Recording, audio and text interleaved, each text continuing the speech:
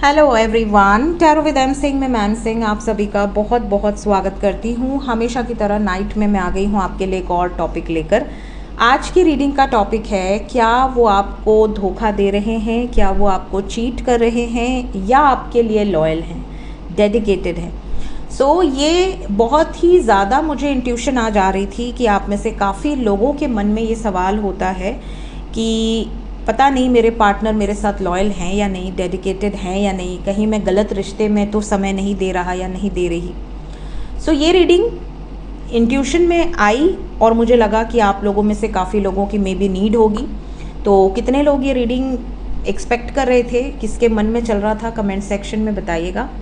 Collective reading है guys, general reading है, तो जनरल रीडिंग की तरह लीजिएगा क्योंकि ये किसी के नाम से नहीं है, कलेक्टिव है, एनर्जी अपडेट है कलेक्टिव एनर्जी की। अपने बारे में पर्सनली जानना चाहें तो व्हाट्सएप पे अपॉइंटमेंट ले सकते हैं, जिससे आपके नाम से रीडिंग होगी और आपके व्हाट्सएप पे वीडियो सेंड हो जाएगी। शुरू करते हैं आज की रीडिंग लेके प्रभु का नाम। हर हर महादेव, जय हो शिव शक्ति, जय हो राधे कृष्णा, जय हो मेरे भाई। चलिए देखते हैं कि कलेक्टिव लेवल पे आपके पर्सन क्या आपके लिए लॉयल हैं, डेडिकेटेड है या चीटर है। चीट तो नहीं कर रहे हैं आपको। ये रीडिंग सबके लिए है, चाहे आप जिसको भी सोच कर ये रीडिंग देख रहे हो। प्लीज़ हमें बताएं एंजल्स। Will take 7 cards. क्या मेरे व्यूवर्स जिस भी व्यक्ति का ध्यान करके ये रीडिंग देख रहे हैं, जिस व्यक्ति का नाम लेकर ये रीडिंग देख रहे हैं, क्या वो व्यक्ति लॉयल है या चीट कर रहे हैं, प्लीज़ हमें बताएं।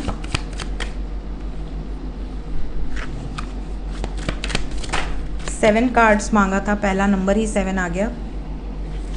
लॉयल हैं, डेडिकेटेड हैं या चीट कर रहे हैं।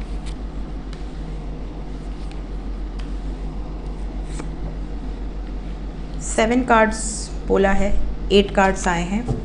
बॉटम ऑफ द डेक से है 2 ऑफ सॉर्ड्स। सो गाइस, क्या लग रहा है, क्या आंसर आया है?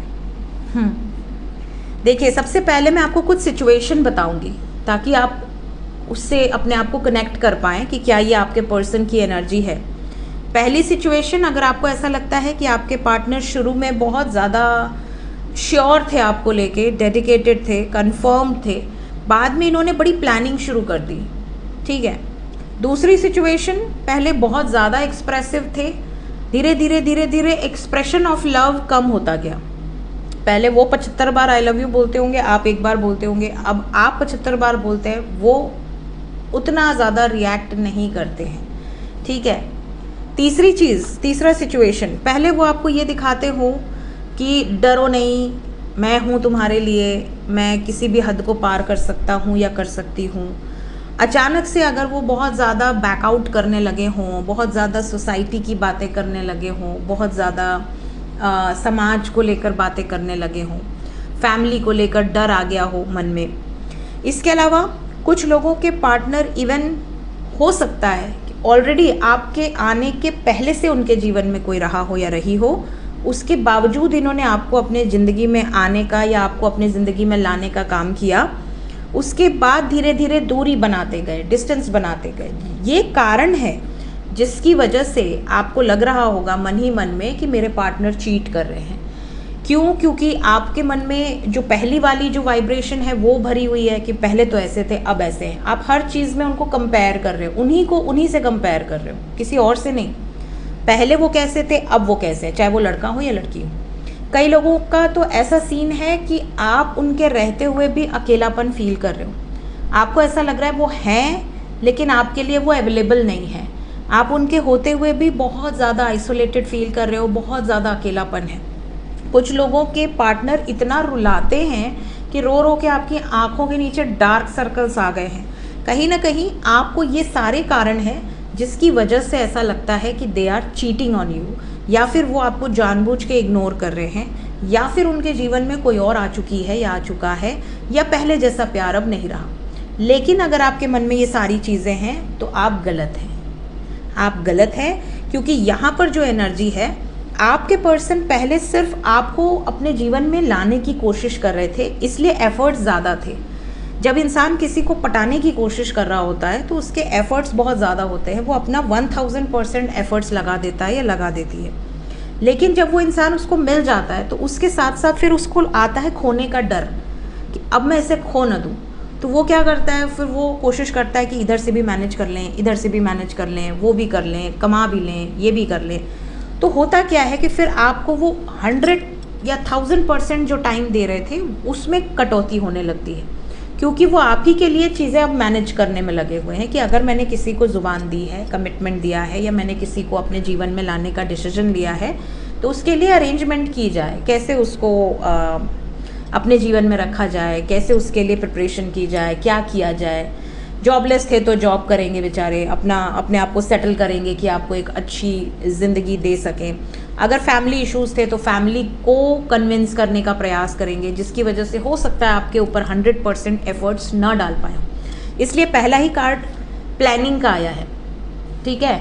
दूसरा यहाँ पर जो एनर्जी है, कई लोगों की लाइफ में आपके पार्टनर जैसा वादा किए थे वो वैसा ही करने वाले हैं, केयर फ्री होकर अपने विशेष को पूरा करने के लिए। लेकिन ये कोशिश अपनी तरफ से कर रहे हैं कि अगर थोड़ा समय लगा दिया जाए और चीज़ों को बैलेंस आउट करके किया जाए विद रिस्पेक्ट, कि हाँ दोनों फैमिली भी खुश रहे, आप भी खुश रहे, माँ बाप भी खुश रहे, तो फिर क्या दिक्कत है।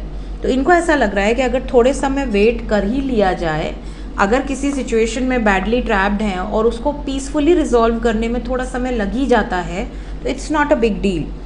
तो इनकी इच्छा है कि ये आपके साथ आगे बढ़े, इनकी इच्छा है कि ये बिंदास आपके लिए लड़ें, दुनिया से, समाज से। ये आपको हर मुमकिन कोशिश करेंगे कि एक्सप्रेस करें कि इनके दिल में क्या चल रहा है। ओवरऑल एनर्जी में है 10 of cups with the lovers.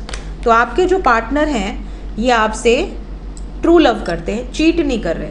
हालांकि कुछ लोगों के पार्टनर दूरी बनाते हैं, चिड़चिड़ा बिहेव करते हैं, फ्रस्ट्रेटेड हो जाते हैं, गुस्सा आ जाता है, बिकॉज चीज़ें जो है पहले जैसी नहीं रहती है। कई बार आप भी पहले जैसे नहीं रहते हो।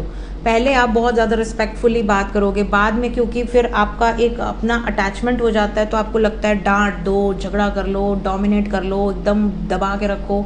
तो ऐसी सिचुएशन जब होती है तो सामने वाले का भी बिहेवियर चेंज होने लगता है, बिकॉज आप अपना बिहेवियर चेंज कर रहे हो। तो they are in love with you और ये आपके साथ ही रहना चाहती हैं या रहना चाहते हैं। चीटिंग की वाइब्स यहाँ से तो पिक बिल्कुल नहीं हो रही है। तो अगर आपके मन में किसी प्रकार का डाउट है, शक है, प्लीज़ उसको निकाल कर फेंक दीजिए। पॉजिटिव माइंडसेट से रहिए, पॉजिटिव अफर्मेशन यूज़ कीजिए, अपने आप पर फोकस कीजिए, अपने आप को खुश रखिए, अपने आप आपका पार्टनर आपसे दूर नहीं जाएगा। सो ये थी गाइज इस वक्त की एनर्जी रीडिंग। होप आपको इस रीडिंग से कुछ ना कुछ क्लैरिटी ज़रूर मिली हो। रीडिंग कैसी लगी कमेंट सेक्शन में ज़रूर बताइएगा। पसंद आई हो ज़्यादा से ज़्यादा शेयर कीजिए जिससे आपको लगता है कि इस रीडिंग की ज़रूरत है। Thank you so much guys, take care, bye bye.